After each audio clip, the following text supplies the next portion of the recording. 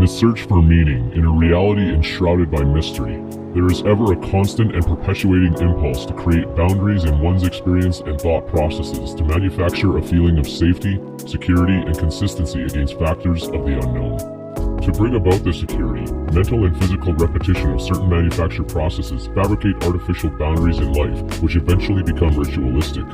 This ritualism manifests a type of self-confirmation towards the thoughts and actions that are continuously repeated. Given enough time, this self-confirmation and consistency thus makes the repeated rituals of thought and action seem more familiar and therefore equally more valuable. The validation of the mental and physical thoughts and actions becomes an orthodoxy that is held in the greatest esteem by those following the processes which produce these artificial borders against the terrifying effects of that which could be called the unknown. There is security in the familiar, and all things outside of this boundary are often met with fear and trepidation, for they represent the unknown, and in the unknown there is uncertainty and potentially danger. Validation is often produced through conforming others towards one's own orthodoxy, which produces a false sense of verification in one's ideas. The idea of truth very much operates in this manner, whereby the notion of truth is viewed as a democratic process, with the ideas of truth being put upon opposing scales. If more people believe in an idea, it is demarcated as being correct and is deemed as the truth, as opposed to the lie that less people believe in. Ergo, more people believe in my true God as opposed to your false God. This same procedure of creating the security of the known is used not just in manufacturing what is called religion, but also when constructing the ideas of politics, nations, commerce, and laws. It could be said that there is most likely not a single area in the human experience that is not touched by this institution of security from the unknown. Every single notion in the human mind held as sacred truth is layered by the mechanisms of protection that serve to insulate the individual from the perceived threat of that which is believed to be correct. This is certainly why institutions that are deemed to be the established authorities of nations are threatened by those who question that authority and where said authority is actually derived from. When the court systems have a witness swear upon the Bible, they are making an indirect statement that their judgment is derived from the biblical God, and that this is where their power is also coming from. This, of course, cannot be proven in any capacity, but the control system of it remains in place because of a democratic demand for it. Officialdom becomes nothing more than a weight of opinion by way of command of the majority.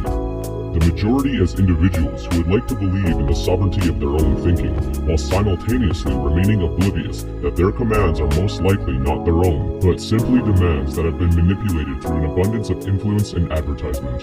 Influence, therefore, holds the highest honor in any power structure, since the weight of the majority controls the direction of the flow of power in any circumstance. Is it any wonder why it feels like one is swimming upstream when in disagreement with the direction that society is headed?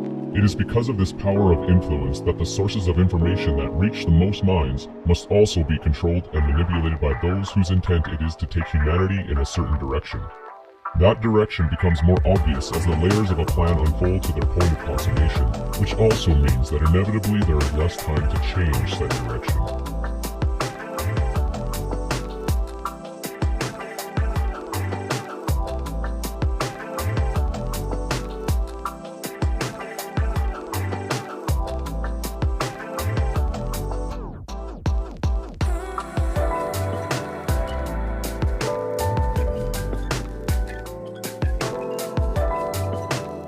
Yet, what would a different direction look like, and who would control it? This is the inherent problem which perpetually exists with changes in power structures towards those who would also simply manipulate the direction of the majority to serve their own purposes, outlook, and agenda. Change, therefore, ends up looking like more of the same. Ideas such as freedom or justice can be raised up to look like almost anything the imagination can conjure, depending upon how organized the thoughts and actions are of the ones who carry out a plan towards what those concepts are to appear as. This could furthermore be said to be the difference between creativity and intention. Creativity being any kind of potential which is often very random, while intention, on the other hand, has a very distinct and singular course of action. Humanity as a whole could be likened to being a creative force, while those who influentially maneuver its energies could be said to have great intention. When the populace does not work together for itself in a completely unified sense, there are those who have seen this potential and have taken it upon themselves to manipulate it. Conformity of intention ensures its success over chaotic randomness.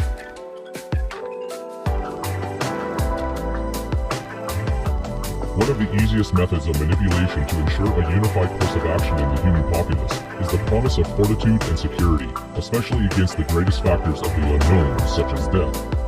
Fear of the unknown, and especially death, is a great motivating force that welds the population together to weed out the factors which may lead to anything in the supposed unknown from being revealed. It is amazing how far the human mind will go in order to do what it takes to cater to the authority to promise this protection.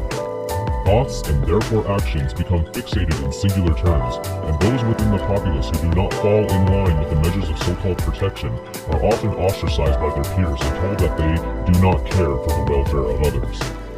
The more people that conform, the larger the weight of the democratic ideas of protection appears to hold in check, which creates a newly formed institution of ritualized security against the unknown. Are the actions and notions of this institution the truth? Or is it simply another example of the populace maneuvering their actions based upon the fears of their own mortality? Every war that has ever been waged against another tribe or nation has been justified under the same banner. The enemy represents the potential for tyranny and death, and the tribe holding the flag of truth must extinguish that enemy at all costs. It is continuously stated that their very lives are at stake, and along with it the notions of freedom and justice which have been given to them by their authorities.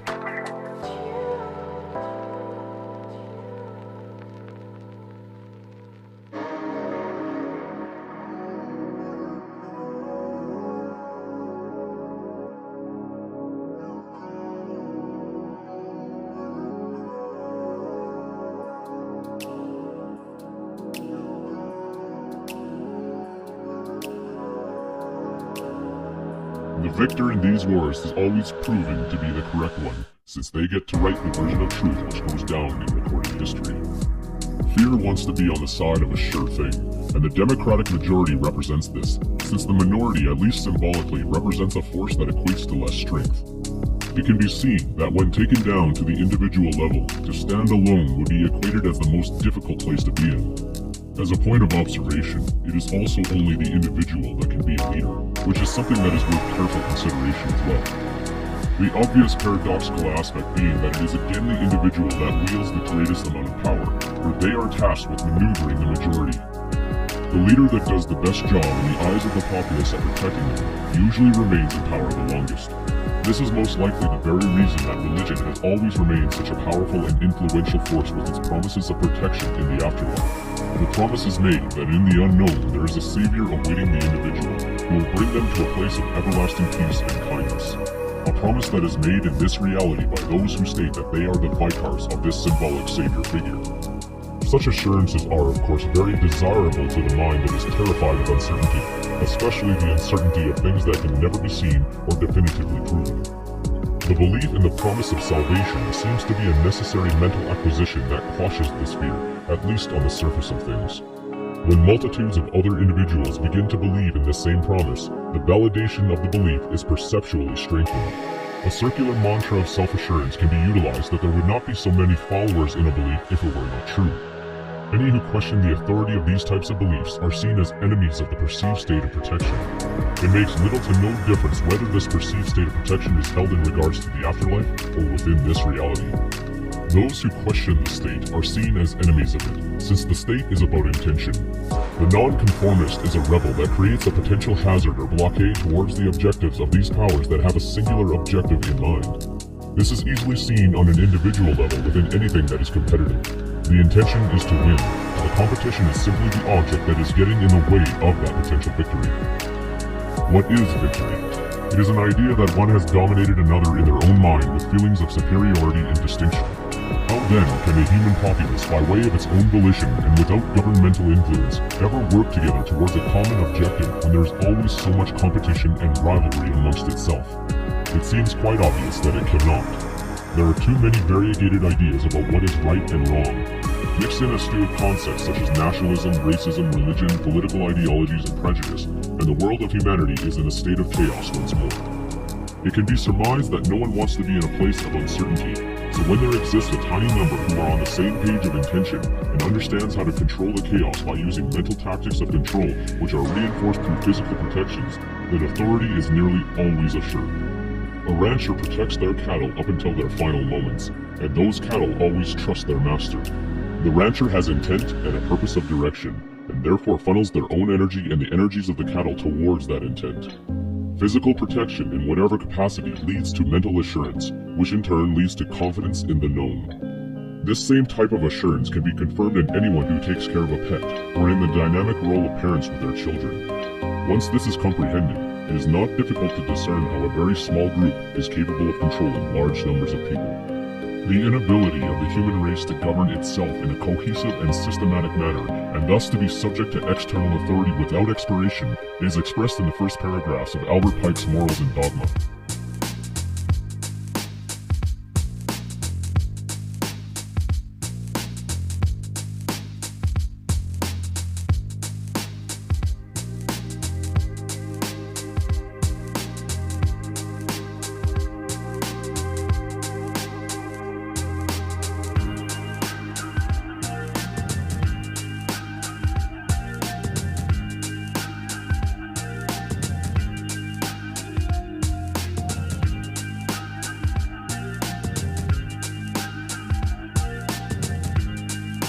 That force, which is capitalized, is electrical in nature, which is confirmed shortly thereafter.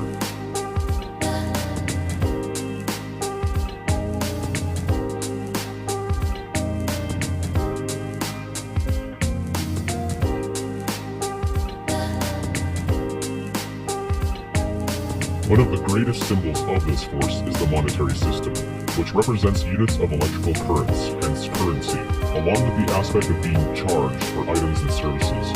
Those who wield more units of this symbol hold larger shares of that power through the ability to manipulate the behaviors of the populace how they see fit. It is not by accident, again, that the word profit and profit are phonetically identical.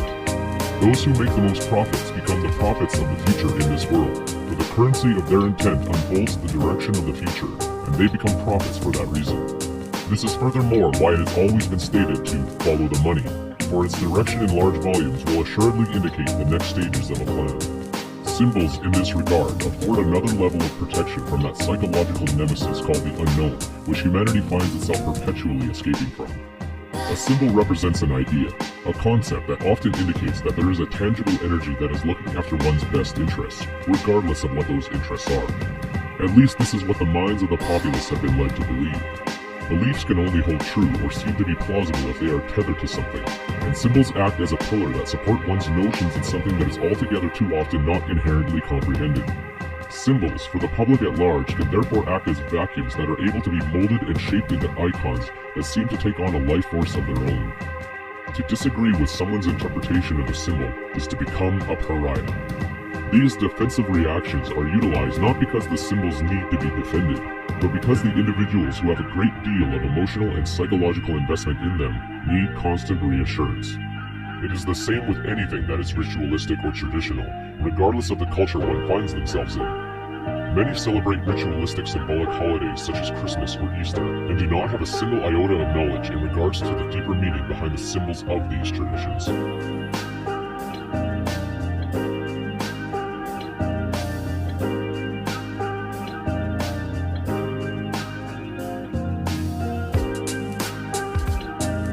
It is also the experience of those who no longer choose to participate in such rituals to be treated as outcasts by other members of their communities.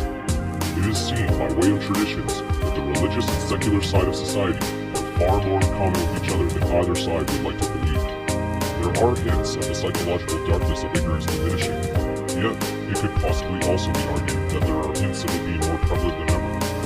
Perspective is often a fickle matter. Regardless, there is still much more work to be done. Traditions as a whole do one very important thing for humanity. They represent continuity and assurance that we got it right. To circle the year and repeat an event becomes a physical form of normalcy confirmation. What is normal? That which is not abnormal. What is abnormal? That which is not normal. The contention itself is circular, and it's simply proven by holding the assertion that I am normal, and therefore can decree who and what is abnormal. It is self-autocracy, where the lawyers and the judge on the inner courts of the mind are one and the same individual. But who conditioned and molded the mind of the judge? Where did all the ideas about what normal looks like originate? How much of this is simply a pattern of influence and cognitive manipulation? Molded patterns of the mind become like graves, where the mentally buried corpses of perception are mistaken as prized pearls of wisdom, sealed away until their day of resurrection arrives at some random moment in seemingly judicious conversation. It has forgotten that truth can be compared to the seasons of nature, constantly changing and evolving. Only a dead thing is invariable, incapable of adjustment in any regard. This makes its characteristics completely known all of the time, and is therefore deemed to be a sure thing, safe in its complete and total consistency. Yet, not even an actual corpse stays in the same state for even a moment, as nature's laws are ever at work to rearrange its composition. One form of matter alternates into other forms. The easily observable and ironic paradox is clear. The only thing that cannot change is change itself. In the fight against this, humanity has built for itself multitudes of shrines dedicated to the worship of immutable constructs, held up as revered safeguards against the terrifying vagaries of the unpredictable future. A future that continues to force its way into each of us, regardless of any belief system we hold against it. It may be stated that nature could be proven to be quite predictable. One season follows the next one, and this goes around in a circle every year. Yet, nature is also very unpredictable with the effects of what those seasons bring, and this makes it very much alive. A dead construct or set of ideas is predictable, but a living force is incalculable. Who knows what creative efforts can be drawn up at any given moment to solve and make it through any situation. And knowing this in one's heart provides endless untapped reserves of resilience and also opportunity. When one is stuck on a singular idea or way of doing things, that sets the mind in solid concrete and makes one completely vulnerable to the effects of ulterior forces. The heart does not operate in this manner, as all it sees is abundance and life. The heart is the master of the unknown, something the mind has forgotten and fought against since time began.